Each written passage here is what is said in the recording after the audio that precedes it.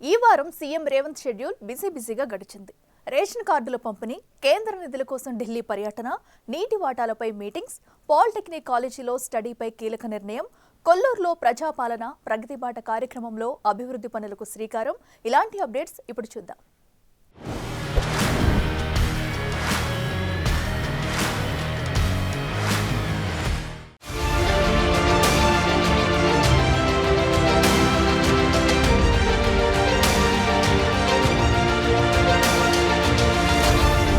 కేంద్ర నిధులు చేయాల్సిన పనులపై సీఎం రేవంత్ సీరియస్ గా ఫోకస్ పెడుతున్నారు. మొన్నటికి మొన్న ఢిల్లీ వెళ్లి కేంద్ర మంత్రులతో భేటీ అయిన సీఎం తాజాగా ఎంపీలతో ఇదే విషయాలపై చర్చించారు. వచ్చే పార్లమెంటు వర్షాకాల సమావేశాల్లో అనుసరించాల్సిన వ్యూహాలపై దిశానిర్దేశం చేశారు. కేంద్రం వద్ద పెండింగ్ ప్రాజెక్టులు, నిధులపై శాఖల వారీగా అవగాహన కార్యక్రమం నిర్వహించారు. పవర్ పాయింట్ ప్రెజెంటేషన్స్ ద్వారా వివరించారు. ఆ ప్రకారం ఢిల్లీలో నిధులు రాబట్టేలా స్ట్రాటజీ ఫాలో అవ్వాలన్నారు.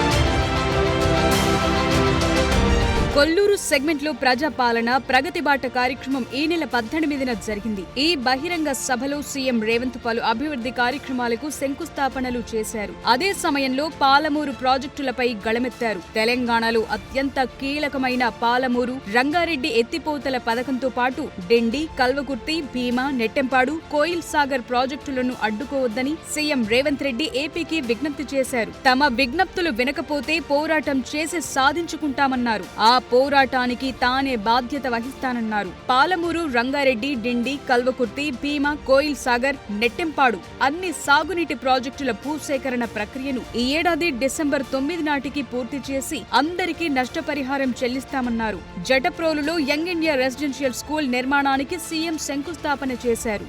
రాబోయే 2 ఏళ్లలో ప్రాజెక్టులను పూర్తి చేయాలని లక్ష్యంగా పనిచేస్తామని చెప్పారు. చంద్రబాబు నాయుడు గారికి విజ్ఞప్తి చేస్తున్నా, మా పాలమూరు, రంగారెడ్డి ఎత్తిపోతలకు అడ్డం పడవద్దు, మా డిండి ప్రాజెక్టును అడ్డుకోవద్దు, మా కల్వకుర్తి, మా భీమా, మా నెట్టంపాడు, మా కోయిల్ సాగర్ మీరు అడ్డుకోవద్దు. ఒకనాడు పాలమూరు జిల్లాను మీరు దత్తత తీసుకున్నా అని చెప్పారు. మీరు బాధ్యతగా ఉండండి, మమ్మల్ని బ్రతకనియండి, మా ప్రాజెక్టులు పూర్తి చేసుకోనివ్వండి. ఆనాడు ఉమ్మడి రాష్ట్రంలో శ్రీశైలం వెనకాల నుండి 4 టీఎంసీల నీళ్లు తీసుకెళ్లేది ఉంటే ఇవాళ 9.5 టీఎంసీలు నీళ్లు తీసుకెళ్లడానికి మీరు ప్రాజెక్టులు పెట్టుకున్నారు. అందుకే చంద్రబాబు నాయుడు గారికి విజ్ఞప్తి చేస్తున్నా, రాయలసీమ లిఫ్ట్ ఇరిగేషన్ 3 టీఎంసీలు రోజుకు తరలించే ప్రాజెక్టును మీరు రద్దు చేసి మీ ఉదారత్వం ప్రదర్శించండి. మీరు 2 రాష్ట్రాలను సమానంగా తెలుగు వాళ్ళని అభివృద్ధి చేయాలన్న ఆలోచనతో ఉన్నది నిజమైతే రాయలసీమ లిఫ్ట్ ఇరిగేషన్ ప్రాజెక్టును రద్దు చేయండి.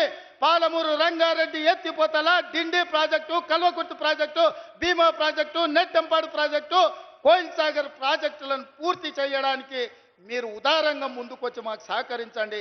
మా పాలమూరు బిడ్డలు కృతజ్ఞత ఉన్నవాళ్ళు మీ మేలు మేము ఎప్పుడు మర్చిపోం. అలాగే మరో కీలక అప్డేట్ ఇచ్చారు సీఎం రేవంత్ రెడ్డి. అధికారం చేపట్టిన మొదటి సంవత్సరంలోనే 60,000 ఉద్యోగాలు భర్తీ చేశామని, అధికారం చేపట్టి 2.5 ఏళ్లు పూర్తయ్యే లోపు మరో 40,000 ఉద్యోగాలు భర్తీ చేస్తామన్నారు. సో మరిన్ని మెగా జాబ్ నోటిఫికేషన్లు రాబోతున్నాయని క్లారిటీ ఇచ్చారు. జాబ్ క్యాలెండర్ ఎప్పుడని నిరుద్యోగులు ఎదురు చూస్తున్నారు. సో వారికి ఈ ప్రకటనతో క్లారిఫికేషన్ వచ్చినట్లయింది.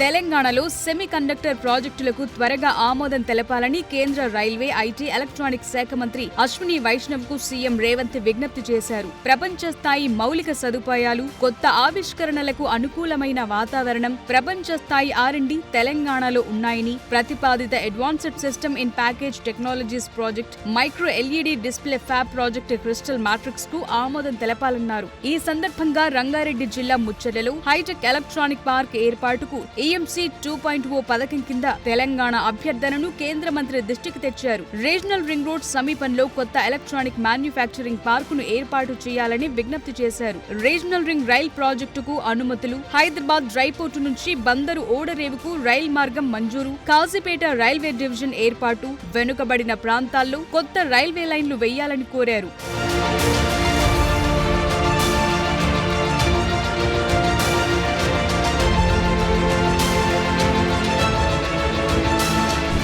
తెలంగాణ ప్రభుత్వ జిల్లా పరిషత్ స్కూళ్లు, గురుకులాలు, జవహర్ నవోదయ విద్యాలయాల్లో 10వ తరగతి చదివిన విద్యార్థులు పాలిటెక్నిక్ డిప్లొమాలో చేరితే వారికి పూర్తి ఫీజు రియంబర్స్మెంట్ చేయాలని రేవంత్ ప్రభుత్వం నిర్ణయించింది. అంతేకాదు పాలిసెట్ లో 1000 లోపు ర్యాంకు పొందిన విద్యార్థులకు పాలిటెక్నిక్ ఫీజు ఎంతున్నా సర్కారు పూర్తిగా మంజూరు చేయాలని డిసైడ్ అయింది. ఈ విషయంపై రాష్ట్ర ప్రభుత్వం కీలక నిర్ణయం తీసుకుంది. సంక్షేమ శాఖ ముఖ్య కార్యదర్శి శ్రీధర్ జీవో జారీ చేయడంతో ఈ కౌన్సిలింగ్ పై కదలిక వచ్చింది. ఎస్సీ, ఎస్టీలు, మైనార్టీలకు ర్యాంకులతో సంబంధం లేకుండా పూర్తి ఫీజులు చెల్లిస్తారు.